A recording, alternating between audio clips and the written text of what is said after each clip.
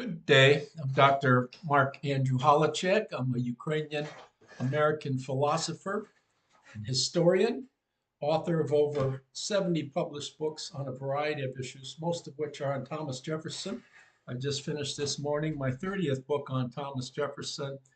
It's about the philosophical conversations in the letters and the correspondence between John Adams and Thomas Jefferson. And today I want to bring Thomas Jefferson into our discussion. I'm going to start off with a quote from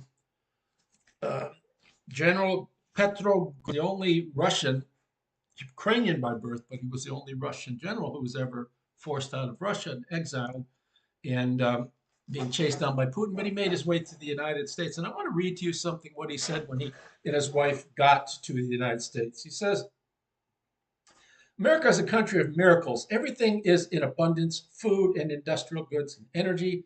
One does not need to travel to buy anything. Even a store in a village far from the city is everything needed by the population, just as if it were a first-class store in an immense city. All the housing possesses all the urban conveniences, plus the advantages of pure air and beautiful nature.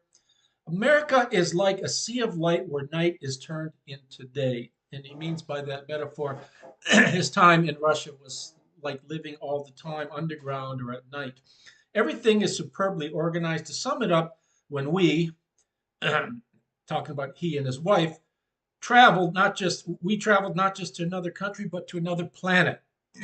When we look at the skyscrapers, the giant suspended bridges, the fantastic highways with junctions on 7 different levels, we were seeing a different world.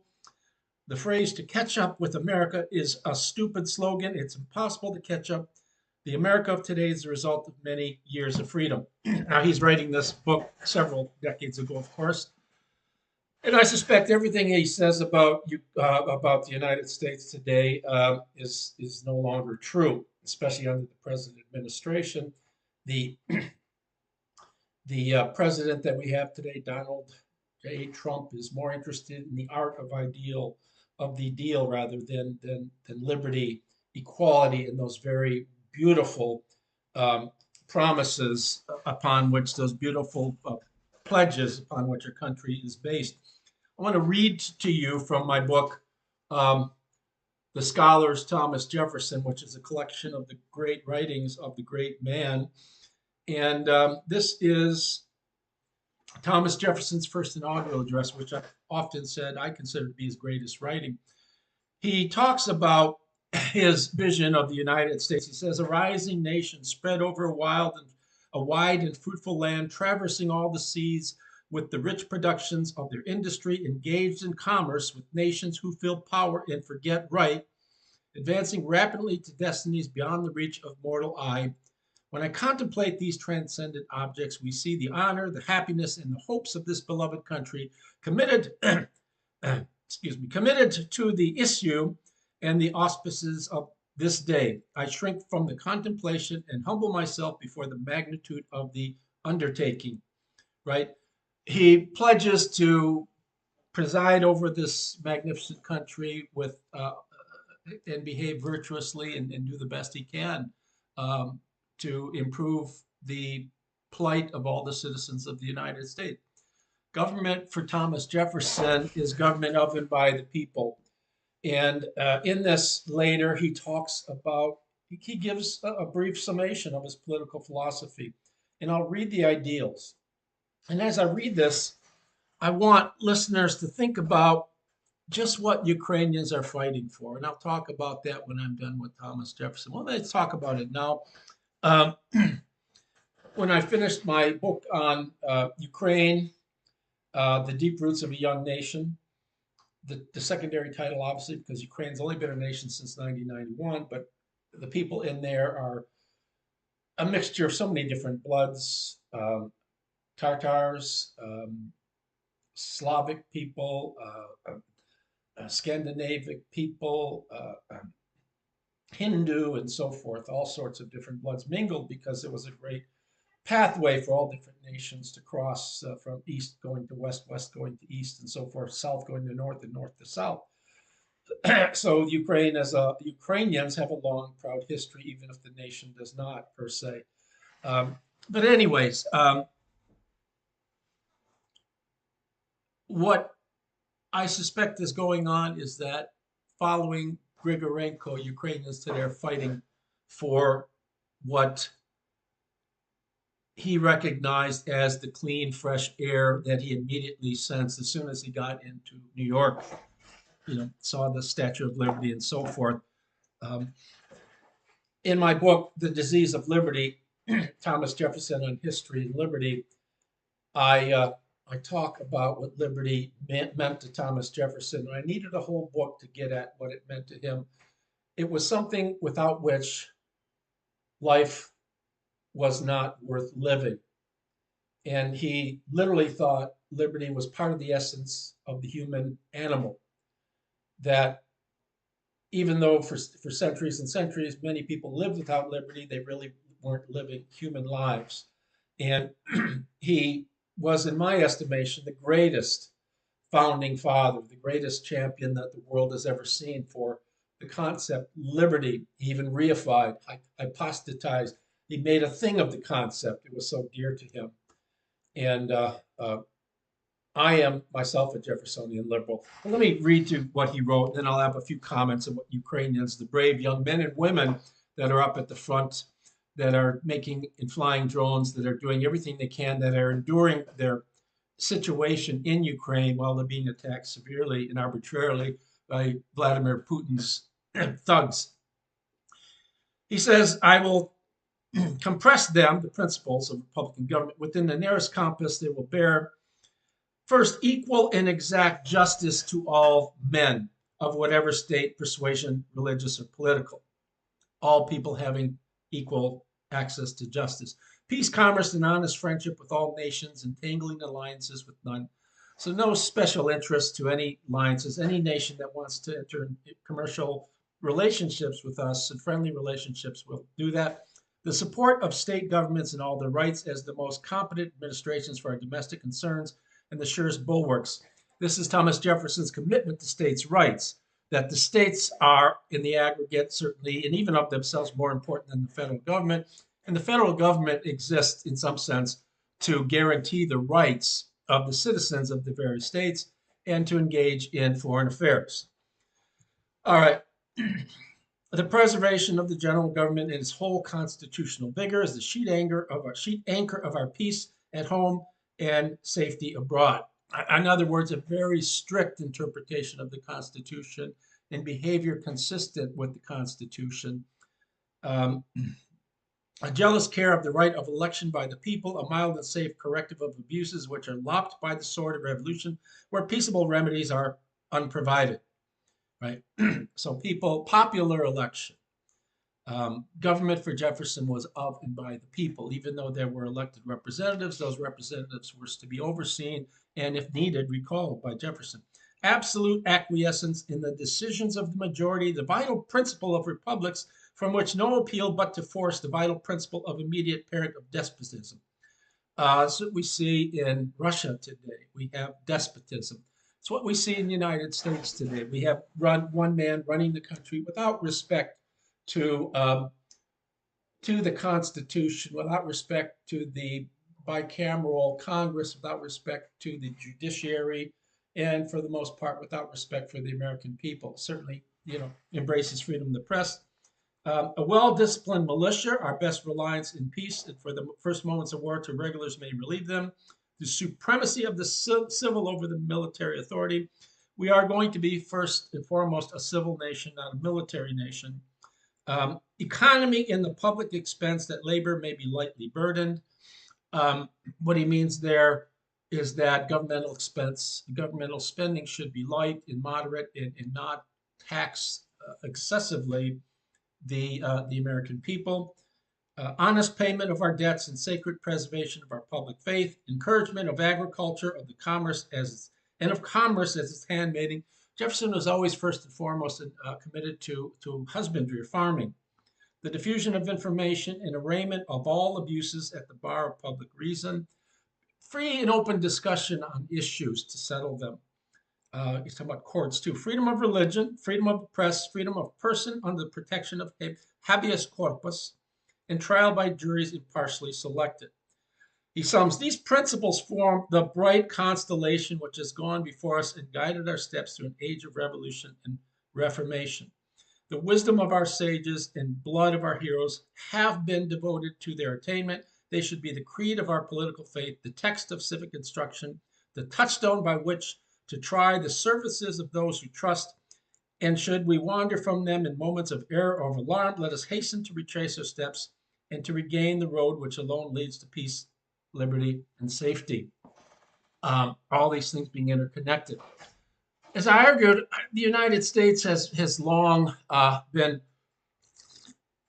off the path of Jeffersonian republicanism. One might say it never really embraced it fully. There were attempts, but at least if we understand the notion of Jeffersonian Republican being something like government of and by the people through elected representatives, and government that bases its decisions on the will of the majority of people at a given time. We've long been away from that. The essence of Jeffersonian republicanism, as far as I see it, it's all these things. It forms, he mentions liberty and equality in his Declaration of Independence. Those are two fundamental concepts. And I think Ukrainians get this. Americans don't. And another thing is solidarity. These may be summed up in the words of the French Revolution: liberté, égalité, fraternité, liberty, equality, and brotherhood. The idea of brotherhood being kin to liberty and equality. That's a very important concept. That's what Jefferson says in his first inaugural address. If I can find the passage quickly, he says, right? He says, all too will bear in mind the sacred principle that though the will of the majority is in all cases to prevail, that will to be rightful must be reasonable, that the majority possess their equal rights, right? And then he goes on to say, for the people who think that, this is not a great and strong government, he says something to the effect, we are all Federalists. We're all Republicans. People were so afraid when he came, when he suffered through the abuses as vice president of Adams' administration, that Thomas Jefferson would forget himself and enact punitive measures against the actions of the Federalists, the midnight appointment of judges, the Alien Sedition Acts, and all the sort of things that were done in abuse of the Constitution, at least in Jefferson's mind. This, I think, is what Ukrainians get. I'm going to go back when I was doing research for my book, and I looked at the Orange Revolution in 2004, when Yanukovych stole the election from Yushchenko. Exit polls were showing that Yushchenko had a comfortable lead and pointing strongly in the direction that Yushchenko should win the presidency. When the votes were counted, Yanukovych won the election, and at some point, the people were well aware that something was shady. Putin, of course, was involved in this. Yanukovych was his boy from the Donetsk area, and living the good oligarchical lifestyle, living like a thug. And Putin certainly wanted him in power, though I don't think Putin really had a lot of love or respect for him, but he just was someone that would do his bidding. And what happened is the Ukrainian people gathered together by the thousands, by the tens of thousands, in the Maidan, in the square in Kiev, and they protested. And at some point, they won the day. There was corruption in the official counting of the votes and so forth, and there was a re-election, and Yushchenko won. Now, one of the problems is that in most of the people who lived through the time, and they recall, that they put too much faith in individual people. The early Ukrainian notion of liberty and democracy, equality at the time, is that you elect the right person and he's going to do or she's going to do the right thing.